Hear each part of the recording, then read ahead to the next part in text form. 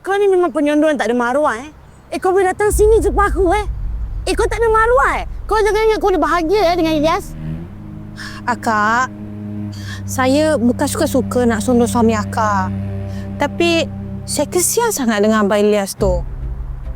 Dia selalu cakap dengan saya yang akak tu ganas sangat. Lepas tu tak hormat dia. Kesian. Oh, kesian. Kau memang daripada dalam perut lagi. Kau tu daripada dalam perut tu memang kau dah jahat, dah terbusuk. Tak, Kak. Mula-mula tu memang saya rasa kesian sangat dengan dia.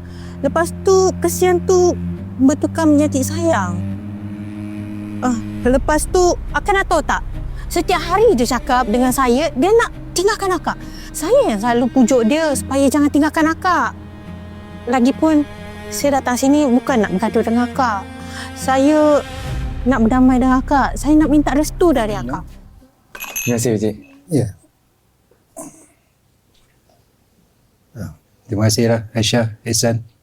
Sudi datang melawat Husna ni. Kita orang kawan dah lama dah, Pakcik. Takkanlah tak melawat Husna bersalin kan?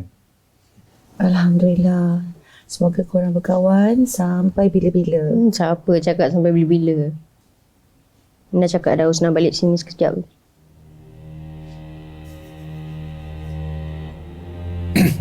Husna, kalau boleh lepas ni Husna tak payahlah ke mana-mana Duduk aja dekat sini.